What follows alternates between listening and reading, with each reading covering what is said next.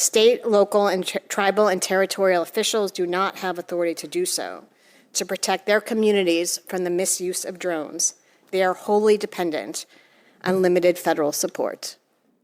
So a drone over a music festival, if it's spotted by the cops, even if it has a little gun on it, even if it has like a little bag of TNT hanging off the bottom of it, the local cops can't do anything. They don't have the legal authorities. They're going to have to call federal agencies, the Department of Justice or Homeland Security or the Defense Department or Department of Energy. Like, how many music festivals are there all over the country in the summer, in addition to the baseball games and football games and all the other things that are going on that are mass public events? The feds can't be at all of those. And so with our local authorities handcuffed, that's disturbing. I am so damn tired of being lied to. I don't think I can deny it anymore. You can stick to your story if you think it flies, but I'm not gonna buy it anymore. Hello, my friend, and thank you for listening to the 319th episode of Congressional Dish. I'm your host, Jennifer Briney. And the episode you're about to hear today is important, and I want you to listen to it. And I know that I'm glad that I have this information because I feel like knowledge is power.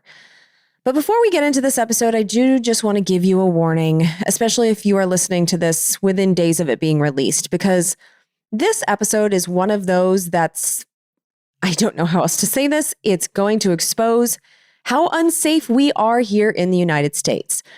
And so if the news is too much for you right now, because this episode is going to be released during the same month that missiles stamped with Made in the USA have been launched at Iran, and in the same month that missiles have been launched back at our military bases.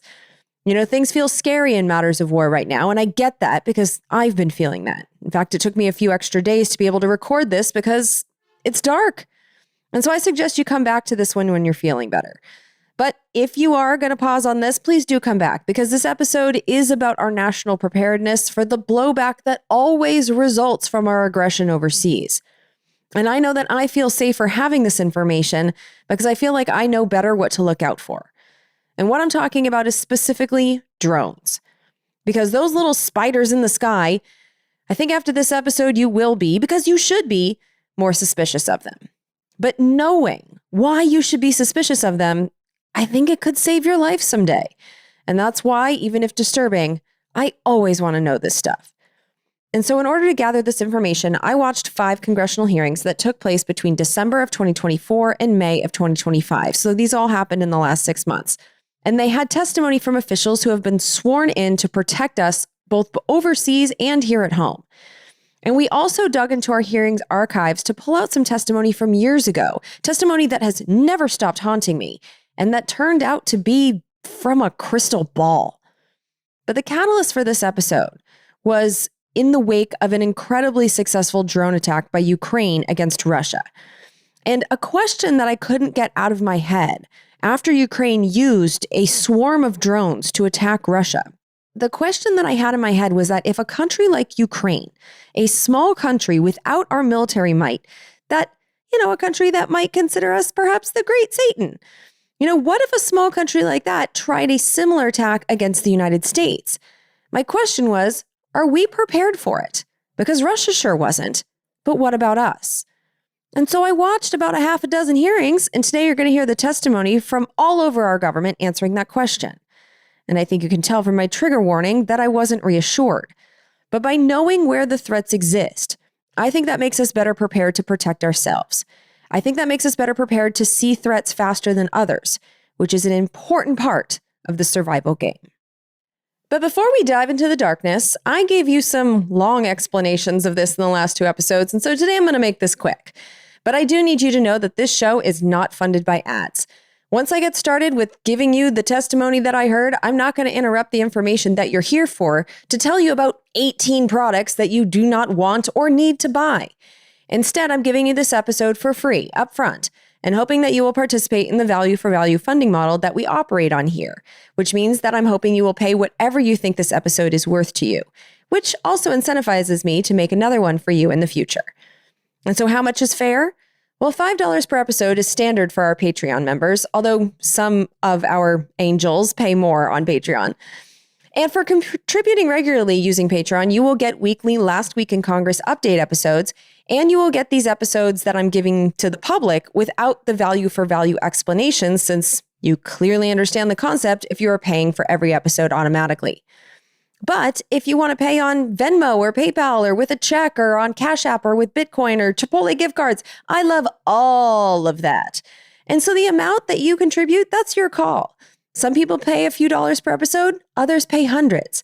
It's your call based on your finances and how much you want Congressional Dish to continue to exist. Because I know I still don't know of anything else like this show. But all of your options are listed for you on the Support the Show page on congressionaldish.com and in every episode's show notes, along with every single source that we use to provide you this information today and every other day that we've released an episode. Trust is earned, after all. But please participate in the value for value model and pay whatever you think is fair in order to keep Congressional Dish alive. Because it's episodes like these. Man, you never know. If some information that you pick up in an episode like this one, you never know if that's going to keep you alive as well. And so let's get started with George Shultz and his crystal ball. Now, George Shultz is no longer with us. A few years ago, he passed over the Rainbow Bridge, which I know is for dogs, and I don't know if humans get to go over the Rainbow Bridge as well, although I like to think that we do, because whatever heaven all the dogs go to, that's the one I want to go to. So yeah, George Shultz went over the Rainbow Bridge. But while he was here on Earth, this guy, George Shultz, was one of the most powerful people on it. So he started as a Marine Corps captain in World War II, but then he worked his way up to being 3 very important positions in the Nixon administration. He was our Secretary of Labor, he was the Office of Management and Budget Director, and he was our Treasury Secretary. Then when the Republicans got booted out of office, George Shultz went on to become the president of Bechtel, which is a multinational corporation known for large construction projects all around the world. But these construction projects were often paid for with national debt that was so high they couldn't be repaid. And so while Bechtel and its shareholders, like George Shultz, profited from that debt, that same debt was then used by the International Monetary Fund to essentially control the country, specifically to get that country to change its laws to make it assimilate into the World Trade Organization, which pretty much always meant the country had to sell off its assets to the private sector and give its citizens fewer services in return for their tax money. Honestly, it's the same shit that we see the Republicans trying to do to us right here at home right now. But George Shultz was a big-time player in that global economic hitman game. And he was rewarded for his efforts by becoming the Secretary of State for the Reagan administration. And so whether you like George Shultz and the role he played in the world or not, it is undeniable that he understood the world. And so when he was asked to testify to Congress, I always listened. And hearing him say this to the Senate Armed Services Committee in January of 2018, more than 7 years ago, I've never gotten this out of my head. The creative use of swarms of autonomous drones to augment current forces would strongly and relatively cheaply reinforce NATO, as I said, in deterrence. If NATO assists frontline states in fielding large numbers of inexpensive autonomous drones that are prepackaged in standard 20-foot containers, the weapons can be stored in sites across the countries under the control of reserve forces. If the weapons are prepackaged and stored, the national forces can quickly deploy the weapons to delay a Russian advance. So what's happening is you have small, cheap, and highly lethal replacing large, expensive platforms. And this change is coming about with great rapidity, and it is massively important to take it into account in anything that you are thinking about doing.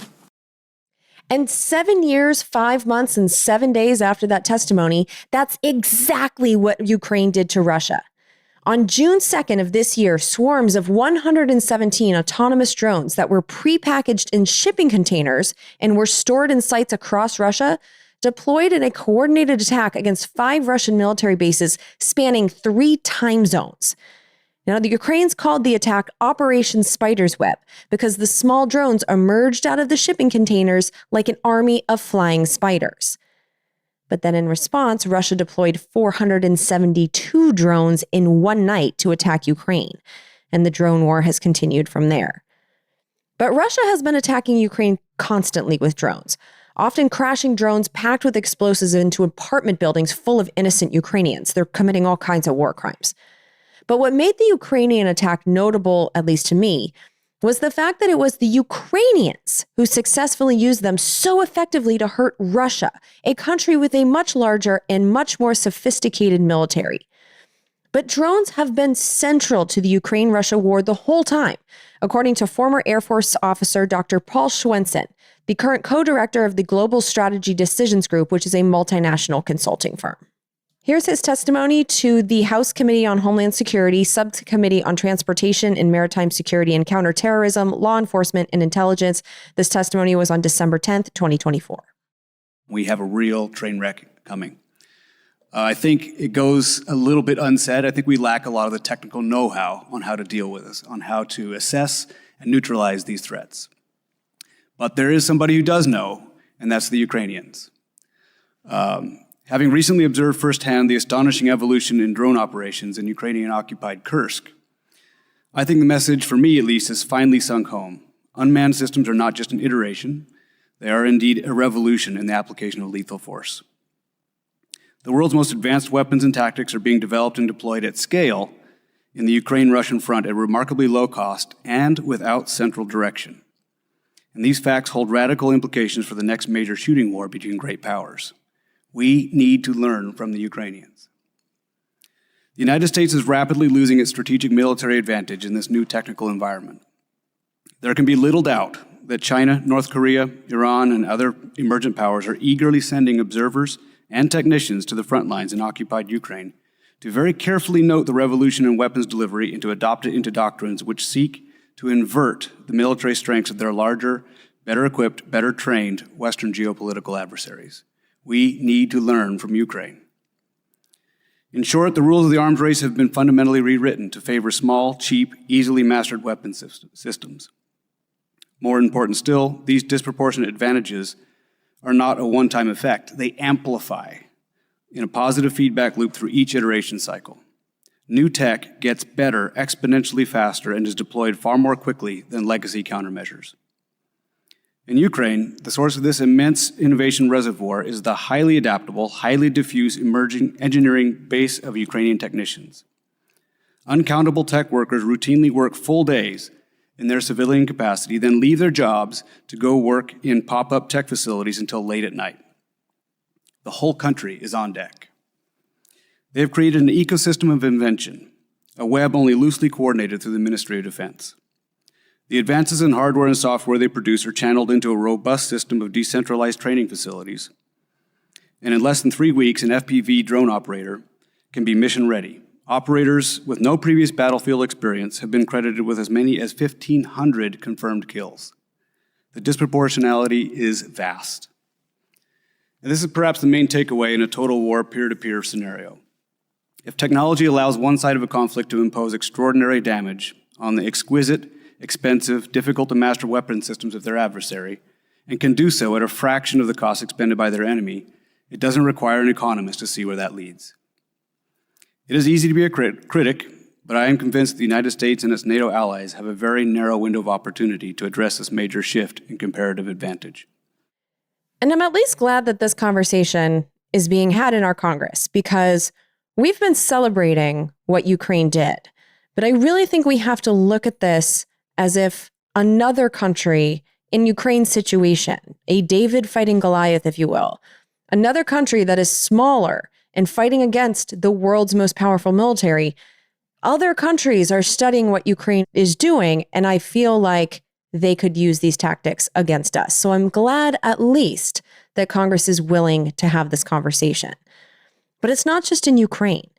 I've also been watching in horror as Israel, which we are unfortunately assisting in their ongoing slaughter of the caged population of Gaza. But Israel has been using what are known as quadcopter drones to surveil and murder people in their homes. There have been reports of quadcopter drones flying through windows in Gaza and filming families huddled in their living room and also scaring the shit out of them. There have also been reports of quadcopter drones hovering outside of windows in Gaza, playing sounds that evoke curiosity or terror, like the sounds of babies screaming, and then shooting adults when they emerge to investigate. There have also been reports of quadcopter drones being used to blow up those apartments entirely. Drones are essentially being used to torture and kill the people of Gaza, and unfortunately, we're on the side of the torturers over there.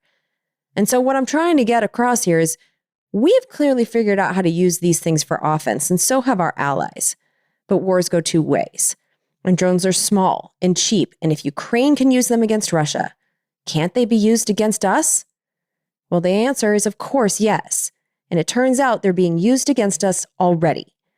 So here's Representative Glenn Grothman. He's a Republican from Wisconsin in the House Committee on Oversight and Accountability, the Subcommittee on Cybersecurity, Information Technology, and Government Innovation and National Security, the Border and Foreign Affairs, on November 13th, 2024.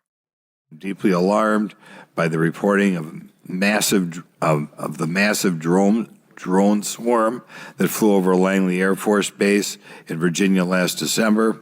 Langley is the home of the 1st Fighter Wing, which maintains half of the F-22s in the U.S. Air Force inventory.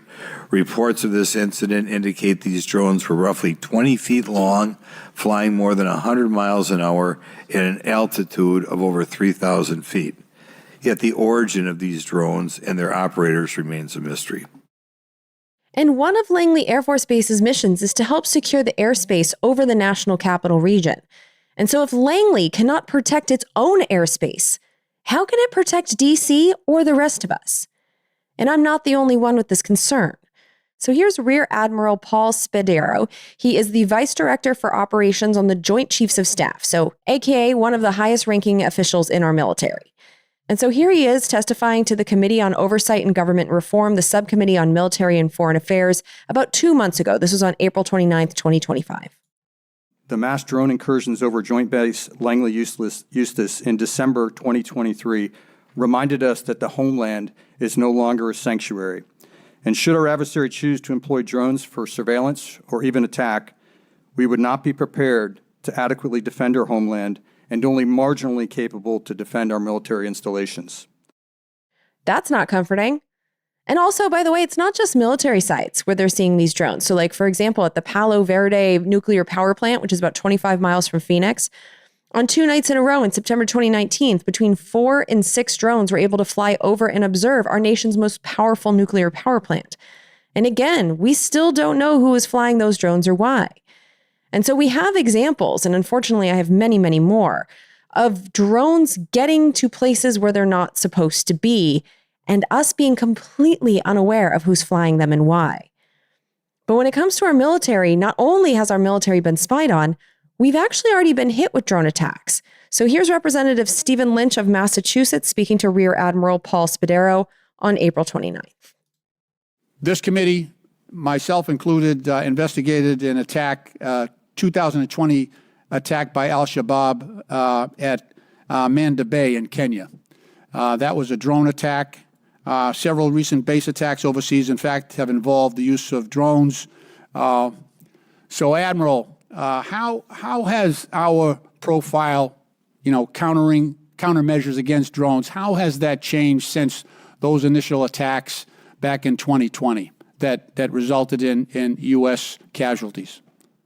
Yeah, so since that time, we've fielded a number of new systems across a variety of the spectrum, electromagnetic as well as electro-optical and infrared sensors to build our domain awareness. We've also fielded a number of kinetic systems that shoot interceptors or use some sort of munition, and they're deployed at our most vulnerable and most likely to be attacked facilities overseas.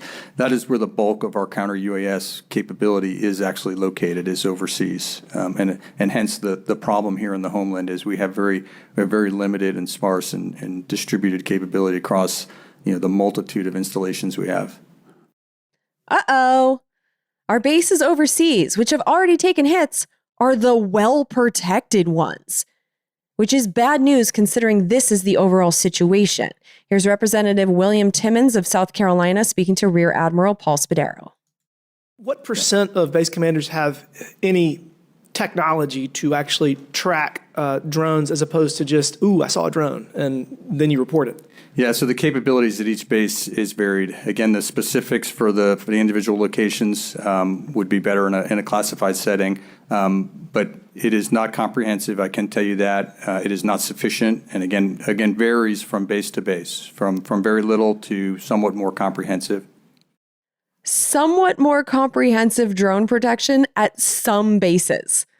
That doesn't sound great. And so what's the result of that? Here's Senator Tom Cotton of Arkansas questioning Senator Gregory Guillot, who is the commander of the United States Northern Command. This testimony is from February 13th in the Senate Armed Services Committee. Could you explain to us briefly what is the threat that these drones pose to U.S. military operations, facilities, and personnel? Senator, the primary threat I see for them in the way they've been operating is detection and perhaps surveillance of sensitive capabilities on our installations. And that's all installations, not just super sensitive ones like nuclear sites. It could be our fighter bases or Army bases or naval bases or what have you. Yes, sir. There were 350 detections reported last year on military installations, and that was 350 over a total of 100 different installations of all types and levels of security. Yeah. But it's the case right now that only at certain sites, which you might call the super sensitive sites, like nuclear bases, do commanders have the authority to protect their airspace from these drone incursions. That's correct, Senator. We call those covered installations, and not all about half are covered. And that lack of authority is bonkers, considering we've already lost members of our military to drones. Here's Rear Admiral Paul Spadaro on April 29th. An Iranian-supported militant group successfully employed a one-way attack drone on Tower 22 in Jordan, killing 3 U.S. service members and wounding 40 on January 27th, 2024. So, the threat is already here. We've already lost people, and yet the military doesn't have the authority to act on drones in all their bases. What the hell? And so clearly our military has a lot of work to do getting our service members protection from drones. But what about the Department of Homeland Security, which is supposed to keep us citizens here at home safe from these things? Well, here's Keith Jones. He's the Deputy Executive Assistant Commissioner of Air and Marine Operations at the U.S. Customs and Border Patrol, testifying to the House Committee on Homeland Security, Subcommittee on Transportation and Maritime Security and Counterterrorism, Law Enforcement and Intelligence on December 10th, 2024. And in his testimony, you're going to hear some abbreviations. So UAS is Unmanned Aircraft System, so drones. CPB is Customs and Border Protection, and TCO is Transnational Criminal Organization. But here's the Border Patrol guy. UAS activity along the border is increasing rapidly. During a recent 6-week period, CBP sensors recorded more than 6,900 drone flights within close proximity of our borders. It is these flights, particularly those in areas of high illicit activity, that present the greatest threat to the safety of CBP's frontline personnel, pose a serious collision risk to our crewed aircraft, and diminish the effectiveness of our border security operations. Although intent cannot be derived from border proximity alone, through our intelligence processes, CBP has associated a large percent of these drone flights with nefarious activities on the ground. Of most concern to CBP is the wide use of drones to conduct reconnaissance of CBP law enforcement personnel, their locations, and their activities. This technology enables smugglers to guide non-citizens or transport contraband across the border without encountering any law enforcement. Additionally, to a lesser extent, TCOs have used drones to fly contraband over the border. Now, most drones have limited payload capacity. An average recreational drone can carry only a few pounds, but the potential risk is still significant. A few pounds of narcotics, specifically fentanyl, or a few pounds of explosives could cause serious harm. And here's Representative August Pfluger later in that hearing questioning Border Patrol's Keith Jones. How many events are we experiencing per year along the southern border? So, for example, last year, if we look at 45,000 detections on the southwest, of those, 2,500 plus or minus actually made an incursion. So now we're talking about a very small subset. A lot of the surveillance is taking place outside of our jurisdiction in foreign airspace. That makes it particularly challenging for mitigation. And here's some follow-up to that conversation between the Border Patrol's Keith Jones and Representative Seth Magaziner of Rhode Island. Well, again, one of the things that's notable here is that those are not 2,500 unique identifiers. You have repeat offenders, so we take down or mitigate one drone. Of that large number, that could be responsible for hundreds of those detections. So these are events, not necessarily individual drones, these statistics. That's correct. Okay. Even if you don't have the authority to bring them down, those that are over foreign airspace, do you still have the ability, the technological ability to track where the operators are and to alert the Mexican or Canadian authorities as to where the operators are? And can you explain what that process is like? Absolutely. And we do communicate directly with our foreign partners, and our communication is healthy. Our sharing of information is healthy. And so what you just described is exactly what we do. And is it working? Does it happen? I mean, when you notify Mexican authorities, for example, that, hey, we've got a drone and we know where the operator is, I mean, are they pursuing the operators? Do you have success stories? Again, are there gaps that need to be filled in that process? Can you elaborate? Well, again, we have to rely on so in the case of Government of Mexico, we have to rely on our Mexican partners to respond. A lot of times these are in areas that are not highly populated. They're very difficult to get to. They're also controlled by cartels. So by the time law enforcement responds, it's very challenging for them. It's not from lack of effort or lack of communication. It's just a very difficult environment. Finally, TCOs are rapidly obtaining larger, more maneuverable drones with a higher capacity for payloads and the ability to fly longer, higher, and farther. We're also tracking the threat of drones used for kinetic attacks with payloads of explosives, firearms, or weapons of mass destruction. We're already seeing drug cartels in Mexico use drones to attack the military, police, and their rivals. And so what I'm hearing is that the Border Patrol has major drone issues as well. But military bases in the border, those locations might feel a bit far away for a lot of us. But the drone threats, according to Robert Wheeler, who is the assistant director of the Critical Incident Response Group at the FBI, the Federal Bureau of Investigation, well, he was talking about some threats that are much closer to all of our homes. Here's his testimony to the Committee on Homeland Security, Subcommittee on Transportation and Maritime Security and Counterterrorism, Law Enforcement, and Intelligence on December 10th, 2024. Just this year alone, we've seen concerning increase in the use of UAS in the commission of crimes with the intent to cause injury to U.S. persons on U.S. soil. The Chinese national recently pled guilty to 2 misdemeanor counts for using a UAS to conduct espionage at a U.S. naval facility in January. We believe UAS are being flown for similar purposes over sensitive facilities across the United States. Just last month, a subject was arrested and charged in Tennessee for attempting to use a UAS with an explosive device to destroy an energy facility. That subject was driven by an ideology to disrupt society through the collapse of the national power grid. Those are 2 examples of the evolving ways that UAS are being used to harm us and our interests.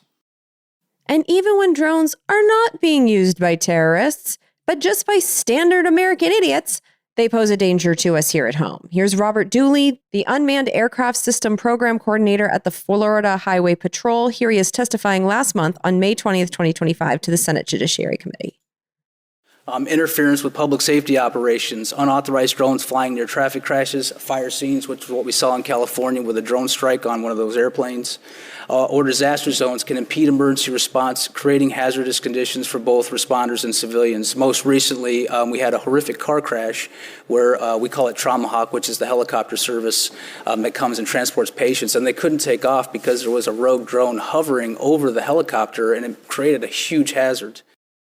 And this is where I'm going to jump on my soapbox for a second, because I get that people like flying drones because they're cool and you like to take pictures or to look at shit. But when a looky-loo drone that was flying over the Pacific Palisades fire in January damaged the wing of one of our firefighting planes, risking the lives of the heroes who were flying that plane for us in those vicious winds, and grounding that plane, causing even more of our community to go up in flames, since then, I have developed a hatred for the small hobbyist drones that burns with the heat equal to the sun. I hate your drones because when I lived in Austin, I lived in a tower, and it was pretty frequent that people would fly their drones up in front of our windows, and I don't know what they were looking at. Were they looking at the event space that was across from the building, or were they looking into my window and seeing me without my clothes on? I had no way to know. And then I also used to go to music festivals in Austin, and I've gone to music festivals here in California where people are flying drones. Are those drones being flown by the cops? Are they being flown by idiots? Or are they being flown by someone who has attached a little gun to their drone and wants to kill us? Or is that drone holding a tiny bomb? Like, we don't know what is on those drones. And so I see them as a threat pretty much every single time I see them, whether it's a threat to my privacy or a threat to my safety. I see your fun little drones as something that could hurt me in some way. And I've kind of thought that I was paranoid until I listened to the testimony that I'm sharing with you today.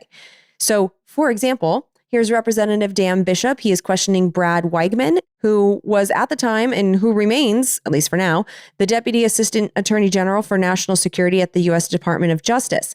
This testimony was given to the House on December 10th, 2024, about drones over large public events. Why not just have a rule that anybody who flies a drone near a mass spectator event, the drone's going to be destroyed in the air? Is that something that it'd be hard to do? And then why do you need to intercept data in order to do that? If the object is there, destroy it.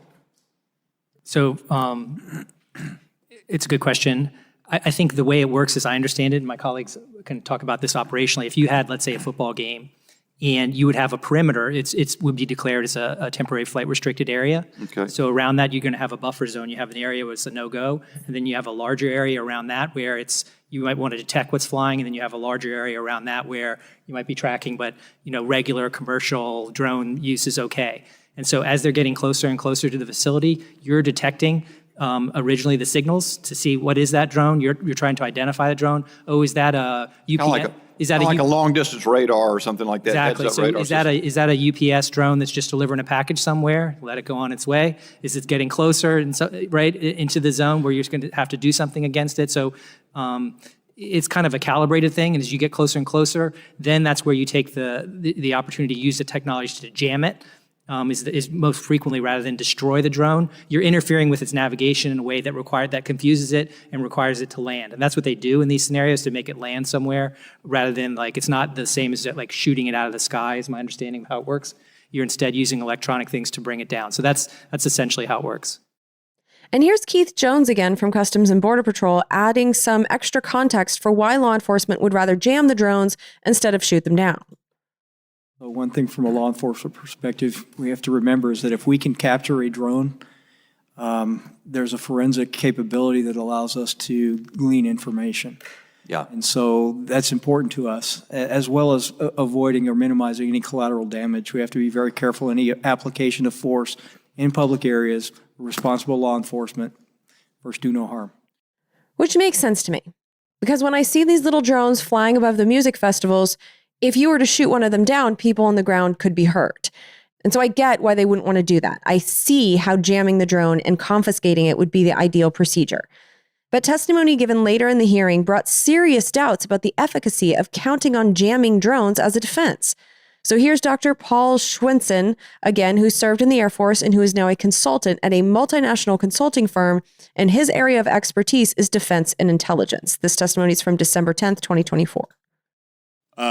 I claim no engineering expertise in drone warfare, but all I can do is say what I've seen, which is that in the world's most intense EW battle space, which is the Ukrainian-Russian front at the moment, it is an electronic warfare chaos, right?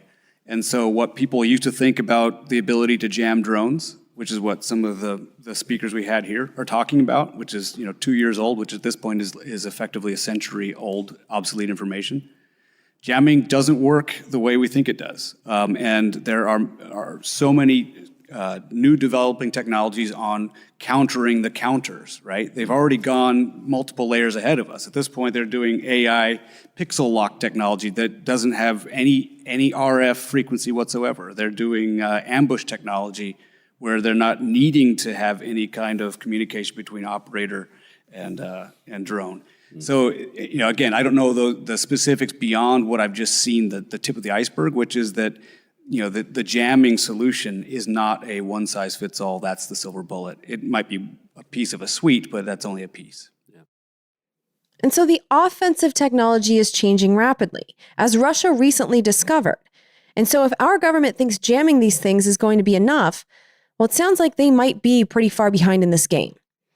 But the situation is even worse than that, because as we've already heard kind of mentioned a few times already, even when law enforcement has a plan, the authorities for who acts and when, those authorities are a mess. And so here's some more details about that. Here's Jennifer Descal. She is currently a partner at a law firm, but before that, she was on President Biden's National Security Council as his deputy Homeland Security advisor. And that was after she served for years as a lawyer in the Department of Homeland Security. Here's her testimony to the Senate Judiciary Committee on May 20th, 2025. Currently, just 4 federal agencies, the Department of Justice, Department of Homeland Security, Department of Defense, and Department of Energy, have authority to engage in advanced detection and mitigation measures to protect Americans from these risks. State, local, and tribal and territorial officials do not have authority to do so. To protect their communities from the misuse of drones, they are wholly dependent on limited federal support. So a drone over a music festival, if it's spotted by the cops, even if it has a little gun on it, even if it has like a little bag of TNT hanging off the bottom of it, the local cops can't do anything. They don't have the legal authorities. They're going to have to call federal agencies, the Department of Justice or Homeland Security or the Defense Department or Department of Energy. Like, how many music festivals are there all over the country in the summer, in addition to the baseball games and football games and all the other things that are going on that are mass public events? The feds can't be at all of those. And so with our local authorities handcuffed, that's disturbing. And adding to that, here's Brad Wegman again. He's testifying in December of 2024 on behalf of the Department of Justice. Each year, the FBI can cover a number of special events, and DHS covers some as well. So we're talking about big events like the Super Bowl, the World Series, the Indianapolis 500, that sort of thing. But obviously, those are not the only events that could be subject to an attack or a drone threat. You have many other football games, baseball games, soccer games, the World Cup. And if you add them all up, just focused on sporting events, even forgetting about, New York Times, New Year's celebration, there's all manner of events. So we can only cover a tiny fraction of those in any given year. And so if Congress gives the authority to state and locals to engage in the same activity, that vastly expands the scope of what counter drone protection. So that's something that Congress can and has to do. Congress also needs to make some changes in regards to authorities for our military, because this is what happened when a bunch of then unidentified drones were flying all over New Jersey and freaking people out last December. Here's Representative August Pfluger speaking to Dr. Paul Schwensen, the multinational defense and intelligence consultant. This testimony is from December 10th of 2024. As we sit here, you listen to the testimony, we currently have UASs flying over New Jersey. We heard from Mr. Smith in New Jersey that they were flying over Coast Guard vessels last night. How is this possible? Why are we not responding? What do we need to do, and what actions need to be taken? Yeah, that's a very difficult one to answer. Of course, I can't speak for them, but I have a suspicion that people are frozen with fear of what would happen in an administrative situation in which they took action and they were punished for doing so. That they shot down a drone, God forbid, and the debris hit somebody's house, and all of a sudden they're on front page news. And so people are acting out of a sort of sense of self-restraint here.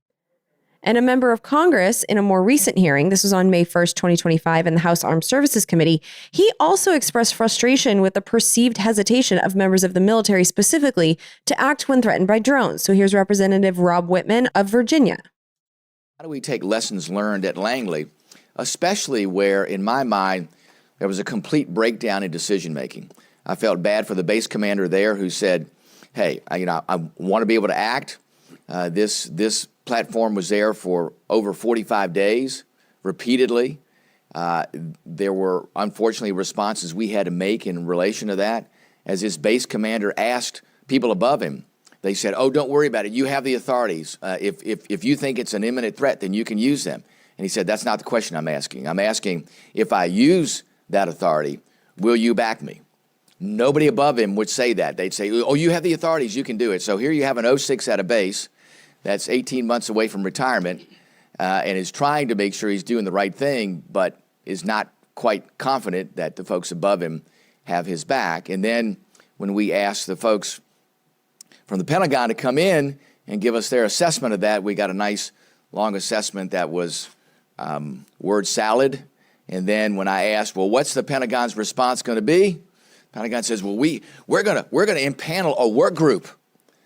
My head exploded. And I think this overall situation is likely a primary reason why there is hesitation amongst the lower level guys who are afraid to use authorities that they aren't sure that they have. Here's Representative William Timmons of South Carolina in the House Committee on Oversight and Government Reform, Subcommittee on Military and Foreign Affairs on April 29th, 2025. Right now, the Department of Defense, Federal Aviation Administration, Intelligence Community, Department of Justice, and Department of Homeland Security are all involved in some aspects of the counter-UAS efforts. As a result, there is no agency with primary authority on countering drone incursions, leading to confusion and, more importantly, gaps on how to identify and mitigate this threat. And as of this recording, I have seen no serious effort to make that chain of command any clearer. Although I do have to say there are a few bills that exist in the Senate that would help. So, for example, Senator Tom Cotton, who is a Republican of Arkansas, and Senator Jackie Rosen, who's a Democrat of Nevada, so this is bipartisan, they've written the Defense Act, which would allow the feds to essentially deputize local authorities to act against drones. But that bill has been merely introduced. It has not moved at all, not through the committee, hasn't passed the Senate, it's not moving. Neither has a similar bill introduced by Representative Greg Steube of Florida in the House. It's just sitting there. And so this issue, it just appears to me to be really low on the priority list. Certainly lower in priority than like protecting us from 7 trans kids playing in women's sports, which is a priority that this Republican House dealt with before Trump even took office this year. But even just within the military, as we heard mentioned earlier, not all bases are officially covered in terms of authorities, the weird authorities they do have, that allow the military to intercept and or shoot down drones. And so in this upcoming conversation, you're going to hear them refer to a section of law. They're going to be talking about 130I, which is the part of the law that allows the military to deal with drones at some bases, but not all of them. And so right now you're going to hear from General Gregory Guillot. He's the commander of NORTHCOM, and he will be talking to Senator Tom Cotton in the Senate Armed Services Committee on February 13th, 2025. I would propose and advocate for expansion of 130I to include all military installations, not just covered installations. I'm glad to hear you say that because I have legislation to do just that, right. The counteract with Senator Gillibrand, that again would give these commanders the legal authority they need, plus the capability required to protect their bases from these kinds of incursions, and then hold them accountable for doing so. Is that exactly what you're advocating for? That is, sir. And if I could add, I'd also like to see the range expanded to slightly beyond the installation so they don't have to wait for the threat to get over the installation before they can address it, because many of these systems can use side-looking or slant range, and so they could surveil the base from outside the perimeter, and under the current authorities, we can't address that. And then a few months later, on April 29th, Roosevelt Devlefson, the acting Assistant Secretary of Defense for Homeland Defense and Hemispheric Affairs at the U.S. Department of Defense, was even more specific in the House Committee on Oversight and Government Reform, the Subcommittee on Military and Foreign Affairs, about what changes the military needs to that section of law. We have a legislative proposal working through the Pentagon right now focused on 3 areas where we could improve Section 130I. In the department's opinion, we don't want this provision to sunset. We want to make sure that the authorities continue forward. There is an expiration date on 130I authorities next year. We also want to expand the locations and missions covered under 130I. As we've discussed today, the bases are not all covered. Not all installations qualify as one of the 9 mission areas under 130I.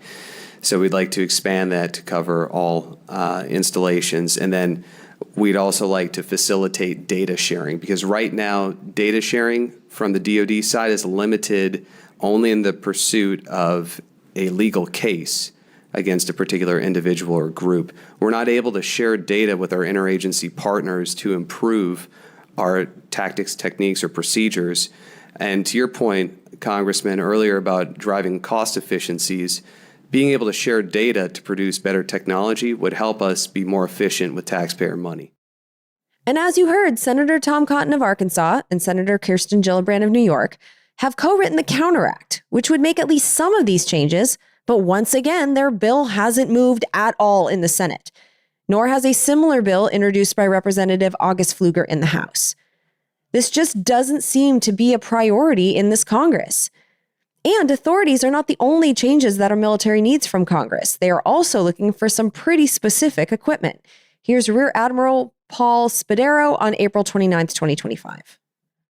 I think the development, fielding, the acquisition, distribution of domain awareness sensors is the critical first step. It's not the only thing. Obviously, we need a method to exert command and control so that we can build a common operating picture, because it will take layers of different sensors, because one sensor may be better against certain UAVs and certain flight profiles, and you may have to rely on different sensors to round out the picture. So being able to fuse all that together to get the complete picture will be necessary. And then, as you mentioned, getting to a point where we could actually respond, that's an entirely next investment that needs to be made.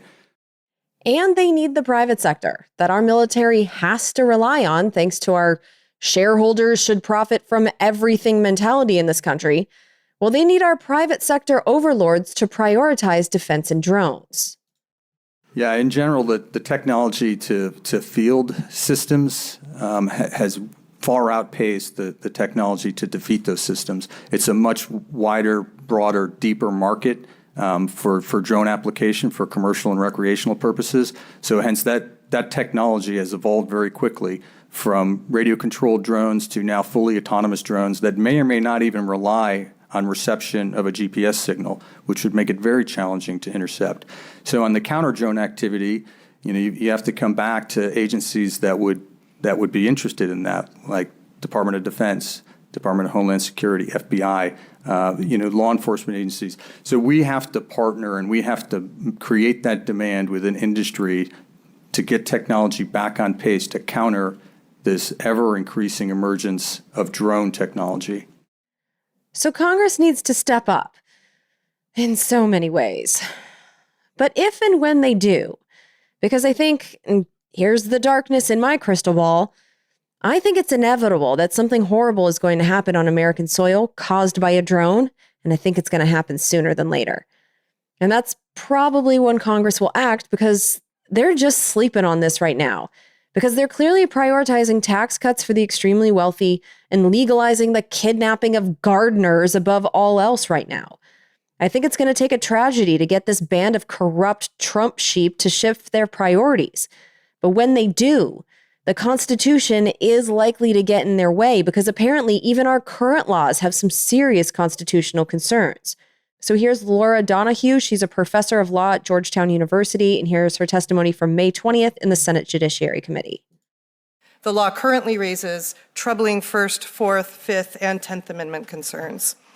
On the First Amendment, courts have long considered video recording to fall within freedom of speech and the press. The right to obtain footage includes the right to record government employees in public space. That ability undergirds one of the primary First Amendment aims, which is to hold government officials accountable. That right is not absolute, but provisions which impact that right cannot, quote, burden substantially more speech than is necessary to further the government's legitimate interests, end quote. The statute on its face violates this test. There are no limits on the government facilities which are covered. There's no requirement for distance from the facility, the direction of travel, or whether the drone is over private property. There's no showing that must be made about specific targets. The provisions could be used to prevent media coverage on matters of great importance to the electorate. It has already occurred. The AG guidelines detailing covered facilities are similarly troubling. To determine whether activities constitute a credible threat, 7 possibilities are offered, some of which, such as the reasonable belief that UAS could harm a person or damage property, it's true of all drones. 6 of the 7 have no nexus to any facility or asset, and any interference in the execution of government activity counts, potentially including lawful protest. Further, to satisfy the requirement that the facility be connected to an authorized mission, the guidelines include any special national security event, which is defined as a designated event that by virtue of its political, economic, social, or religious significance may be the target of terrorism or other criminal activity. All of those are core First Amendment protected activities.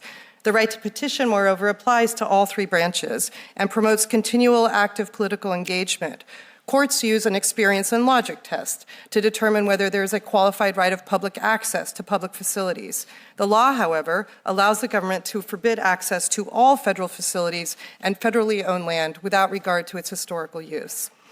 On the Fourth and Fifth Amendments, one of the most glaring concerns in the statutory language is that it essentially operates as a general warrant, which is forbidden under the Fourth Amendment. A general warrant is a document issued by an official not based on any evidence of wrongdoing. It lacks particularity in the person or place to be searched or the papers or records to be seized. Unsupported by oath, it's used to find evidence of criminal activity. At the founding, such documents violated the reason of the common law and were thus unreasonable. The current law gives the government the authority to access all communications between the operator and the drone, to seize control of all UAS systems, and to search devices to find evidence of illegal activity. There's no oath, no third party, no probable cause. They act as a general warrant. RF drone detection systems share similarities here with geofence warrants in criminal law, which compel companies to provide location data from users' devices. They also lack particularity. But unlike the drone provisions, geofence warrants involve third-party magistrates, a demonstration of probable cause, and an oath. Even so, circuits are split as to whether they constitute general warrants. For the Fifth Circuit, they do. 124N suffers from the same constitutional defect. Finally, on states' rights, control of real property, including the airspace above land outside of federally owned property, falls in the purview of states. It's reserved to them through the 10th Amendment. There's nothing in the federal provisions which acknowledges state control over adjacent airspace, much less state rights to operate their own UAS over public property. So that's a big old legal mess. And here are her suggestions for what to do about it. These deficiencies can be addressed to assure the government has the power to protect against UAS while protecting constitutional rights. First, Congress could require a probable cause warrant to target specific drones under the protective measures subject to exigency exceptions as well as the border exception. Second, Congress should institute substantive First Amendment protections. And third, Congress should respect state rights by ensuring that states have the lead for drones under 400 feet and exempting state drones from federal targeting.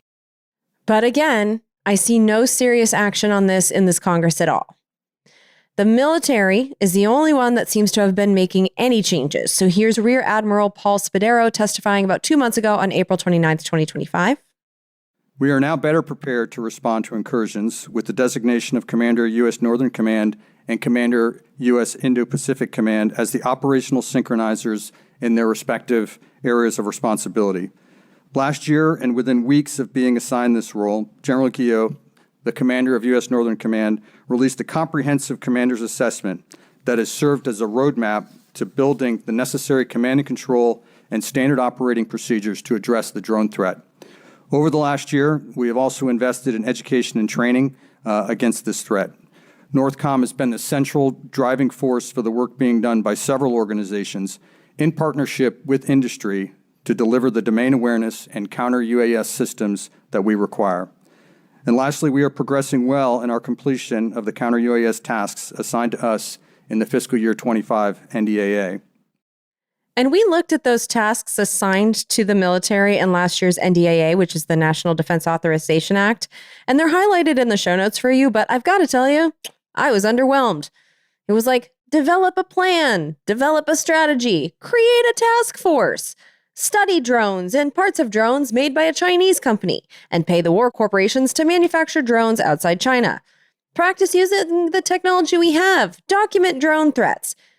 You know, I can see why our military commanders and border patrol officials and lawyers, and I can just see why everyone is saying Congress needs to do more, because no matter what the military has the authority to do right now, without Congress, they're just dancing around the edges of this threat. And so what I concluded from all this is that we are severely underprotected from the threat of drones. And so, as an individual, how do we use this information? Well, in terms of our Congress, I wish I knew how to get them to get their priorities straight, because nothing scares me about a boy who wants to be a girl taking hormone blockers and playing volleyball.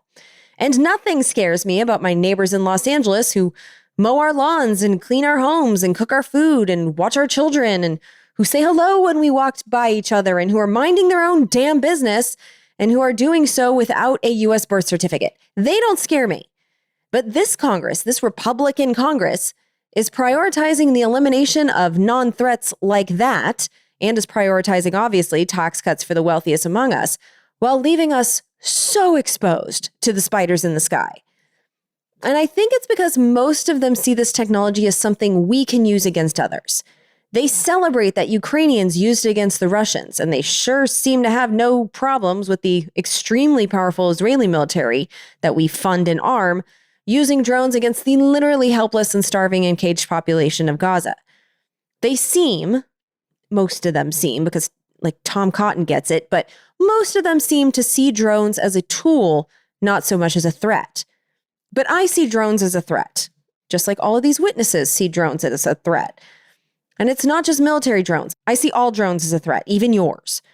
And you know, I heard Laura Donahue and her concerns about our constitutional rights to have drones and use drones, but I'm really struggling to want to defend any right to spy on people with drones hovering outside windows, or the right of people, even the media, to put a drone in the air where a plane with people on it can get hit, or a traffic helicopter can get hit, or the right to have drones when guns can be attached to them and kill people from the sky, or the right to have drones that can be turned into little kamikaze bombs. Like, I just don't like the free-for-all that seems to be on the horizon in our skies, and the idea that our Constitution is protecting it. I'm struggling with this one. And so what am I going to do to protect myself in the absence of our government seeming to have the coordination or the equipment or the willingness or the competence to protect us from this threat right now? Well, I'm going to be suspicious of all drones. More suspicious, I suspect, than most people around me will be. I'm going to watch these drones when I'm at large public events, and if something doesn't look right, if a drone is flying fast and towards the event, or if it's a little larger than a hobby drone, I hope I'll be one of the first to head to the exits. And knowing that the local authorities don't have the ability to do shit about drones legally right now, if I see something and want to say something, I'll know to call the Department of Homeland Security instead of 911. And if I ever see a group of drones, if I ever see a swarm fly out of anything, I'm going to run and hide. Because I know that we don't inspect the shipping containers that enter this country. That would just be too costly and burdensome to the private sector. And so basically, I'm just going to be suspicious, and I'm going to be more alert than I think I otherwise would have. And I wish I had a more useful suggestion for what to do. I mean, obviously, we should call Congress and tell them to prioritize this, 202-224-3121, but really that's all I can come up with. But I do know that the people who survive attacks tend to be the ones who see them coming first. And so if we get anything out of this episode, I hope I at least maybe helped that person who sees the threat first be you.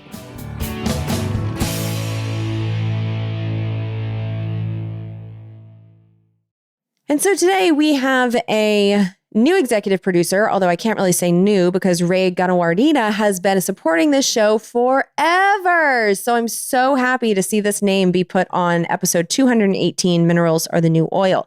And if you are new to our community here, executive producers are people that pay $535 cumulatively. Doesn't have to be all at once. But every time you do that, you get to put your name on an episode, which it's a real credit. You can claim it. We will vouch that you helped us produce in a significant way that episode, but also your credit moves that episode up the most valuable episodes list. That list is determined by you, not by me, and it is quite literally the most valuable episodes because all of those credits are paid. And so Ray sent in a message along with the credit that was put on Minerals Are the New Oil, and the message says, quote, "Given Trump's touting of a new trade deal with China that targets their production of rare earth minerals in exchange for allowing Chinese students and academics to get visas, I think the episode Jen did about rare earth minerals is really important to revisit. If I have enough for an executive producer credit, I'd like to be added as one for that particular episode. On a personal note, I began my teaching career in China, specifically Gansu province, back in 2005. I was there for 6 years teaching English before I returned to the U.S. in 2011 due to a lack of funding and pivoted to get my graduate degree in 2013. Unfortunately, I will be unable to return to China for the foreseeable future, but I have always been grateful for my time there because it gave me a unique lens on just how differently a government can relate to the world compared to its people, especially people under an authoritarian state. I'm grateful for the work of Congressional Dish because it continues to give me insight on just how differently our own government views the world too, compared to my experience of it. Thank you for all the work you continue to do to shine lights on issues we should all be more aware of. And Ray, thank you so much for supporting this work for all these years. And with that executive producer credit, you have moved Minerals Are the New Oil up into the number 2 most valuable episode spot. So here is our new top 5. Number 1 remains War Money, which is an episode that contains the history of Israel and Palestine, as I took 2 months to understand it. Number 2 is now Minerals Are the New Oil. Number 3 is the National Endowment for Democracy episode. And by the way, I just wanted to check out who's on the board of directors of that right now. And right now, Joaquin Castro, who is a sitting member of Congress, he is a Democrat who represents San Antonio, Texas in the House. Him and Senator Tim Kaine of Virginia and Senator Todd Young of Indiana, all of them are currently on the board of directors of the National Endowment for Democracy, which is an organization that's been kind of regime changing and which gets money from Congress, which kind of, in a way, means that these members of Congress are sort of funneling money to themselves to spend as they see fit. It's so fucking corrupt. You have to listen to that episode if you haven't heard of it. Oh, and by the way, Victoria Nuland is back on the board as well. So that's not surprising, but that's where that ghoul went after she left the Biden administration. Speaking of regime change. So that was number 3, National Endowment for Democracy. Now we have number 4 is Sabotaging Palestine. And the number 5 episode is Democratic Deception, which was drama for this Congress. It was when the vast majority of Democrats threw an enormous hissy fit because 9 Democratic senators refused to shut down the government earlier this year in what would have been one of the dumbest moves of all time, but one that they still might pull off this fall. And so that is an episode that I still think we all need to hear because that history might repeat itself somewhat soon. All right, so that's it for this episode. Thank you for listening to this. I would also like to thank Claire for all of her help researching this and getting all these sound clips prepared for us. Thank you, Mike at Pro Podcast Solutions. You probably won't hear how messy of a recording this was because Mike is very, very good at his job, but I had marbles in my mouth this whole day. So Mike, thank you for making me sound like a professional. Thank you, Mark at podcastbranding.co. He is our web design and security guy, and we haven't been hacked yet, so loving Mark's work. Thank you to Lauren, who does our bookkeeping and is our executive producer services specialist, which is a job that I have completely made up, but she does very well. Thank you to my dad for being my business consultant, biggest fan, and tax dude.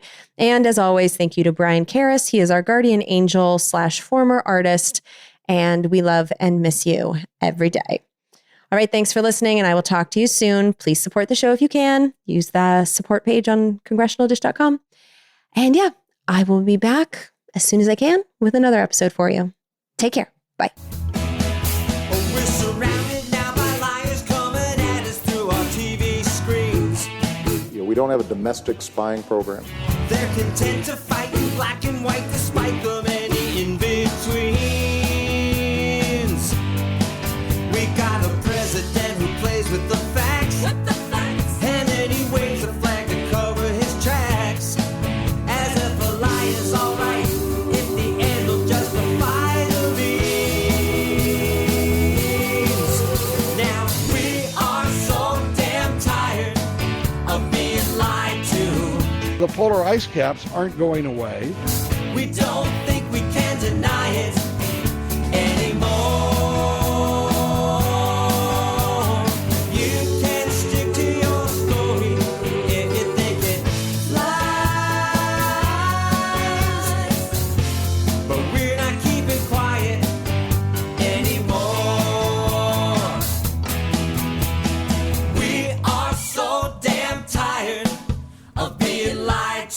Government jobs consume the profits of the private sector. We don't think we can deny it